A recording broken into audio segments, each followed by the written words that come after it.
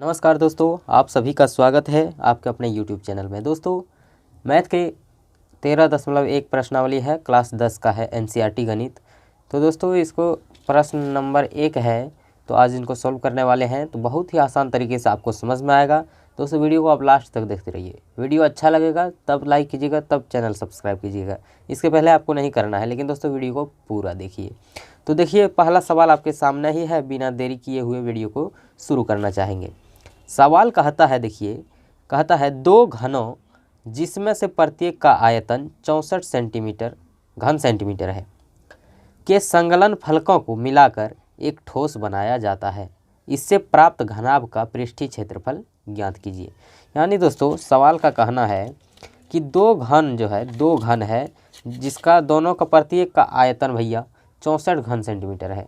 यानी देखिए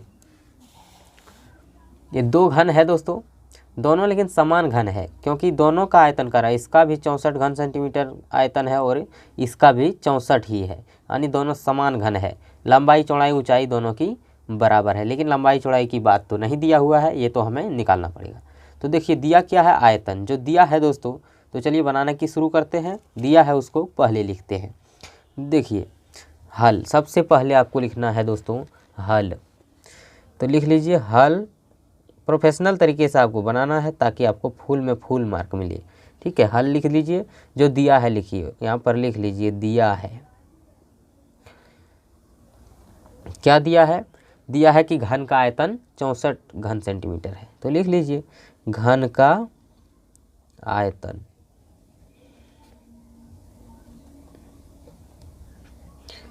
घन का आयतन दिया है कितना?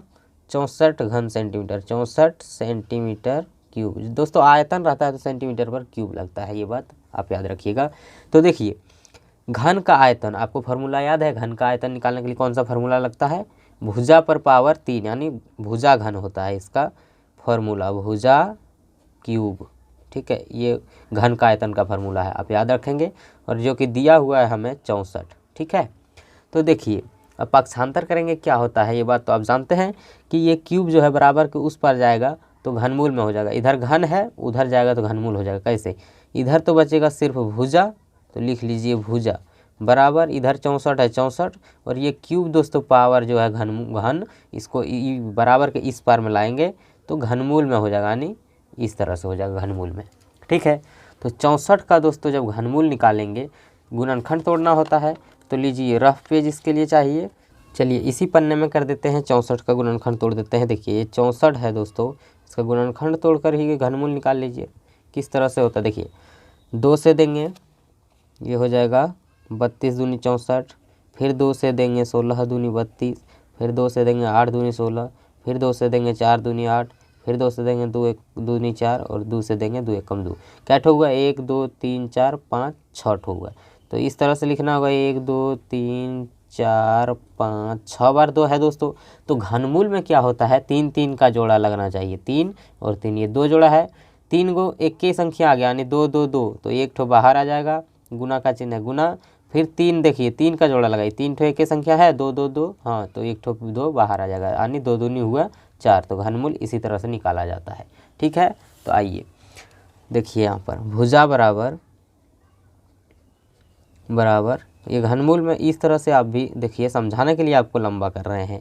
ये 64 का कितना 6 ठो 2 आया, 6 1 2 3 4 5 6 पीस 2 आया। ठीक है, तो देखिए दोस्तों भुजा क्या हुआ, भुजा तो आपको वहाँ पर ही निकाल के बता दिए कि 3 3 का जोड़ा लगता है घनमूल निकालने में। ठीक है, तो घनमूल निकालने में 3 3 का जोड़ा लगता है। तो 3 ठो एक के संख्या चाहिए 3 गो, यानी 2 2 2, एक के संख्या 3 गो है, फिर 2 2 2, 3 3 का जोड़ा होना चाहिए। तो देखिए तब ये घनमूल बनता है, ये वाला हट जाएगा। तो क्या हो गया, 3 गो 2 में से एगो बाहर, गुना फिर 3 गो में से एगो बाहर, यानी 2 दूनी हुआ 4। तो भुजा भैया हमारा 4 सेंटीमीटर निकल के आ गया। यानी कहने का मतलब ये है दोस्तों कि दोनों घन जो है, इसकी भुजा भी देखिए, इसकी भुजा भी 4 सेंटीमीटर है और इसकी भुजा भी 4 सेंटीमीटर है। और दोस्तों एक बात कहना चाहेंगे कि घन का जो है लंबाई चौड़ाई और ऊंचाई तीनों समान होता है। यानी लंबाई 4 है, ऊंचाई भी 4 सेंटीमीटर है और ये चौड़ाई भी 4 सेंटीमीटर ही है, और इसमें भी ऊंचाई 4 सेंटीमीटर है, लंबाई 4 सेंटीमीटर है और चौड़ाई भी 4 सेंटीमीटर ही है। ठीक है, तो घन का दोस्तों चौड़ाई लंबाई ऊंचाई तीनों बराबर होता है, जबकि कहा गया है कि दोनों घन का आयतन जब 64 ही है तो दोनों घन का जो है भुजा भी 4-4 सेंटीमीटर निकल के यहाँ पर आया, आप देख सकते हैं। तो ये बात आप समझ गए हैं। अब चलिए प्रश्नानुसार क्या कहता है, सवाल के अनुसार चलेंगे। यहाँ पर लिख लीजिए प्रश्नानुसार। प्रश्नानुसार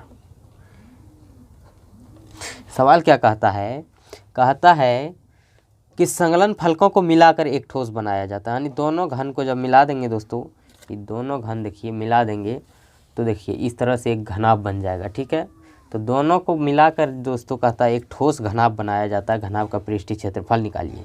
तो भैया देखिए ये घनाभ हो गया, दोनों को जब जोड़ दिए आपस में, यहाँ पर मान लीजिए जोड़ दिए हैं,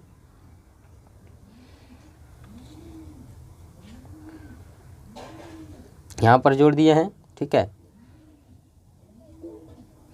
दोनों को जोड़ दिए, इसका भी भुजा लंबाई दोस्तों 4 था, इसका भी 4 था, दोनों को जोड़ दिए तो अब लंबाई हो गया 8 सेंटीमीटर। ठीक है, 8 सेंटीमीटर।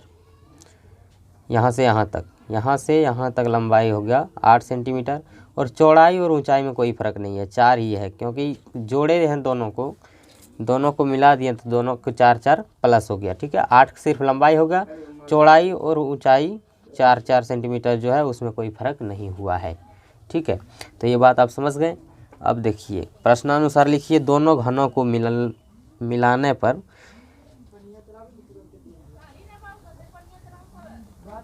दोनों घनों को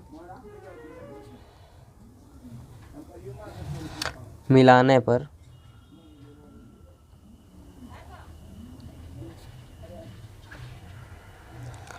तो प्राप्त घनाभ की लंबाई पर प्राप्त, यहाँ लिख लीजिए घनाभ की लंबाई,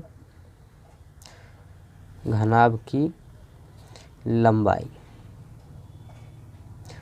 दोस्तों लंबाई कितना कितना हो गया, 4 और 4 दोनों मिला दिए तो लंबाई हो गया 8। ठीक है, तो लंबाई के बार जगह पर लिख लीजिए 8 सेंटीमीटर, और दोस्तों चौड़ाई कितना है, चौड़ाई जो पहले था 4 सेंटीमीटर वही रहा 4 सेंटीमीटर, और ऊंचाई में भी कोई परिवर्तन नहीं हुआ है, ऊंचाई भी है 4 सेंटीमीटर। ठीक है, यहाँ तक कोई दिक्कत नहीं हुआ होगा आपको।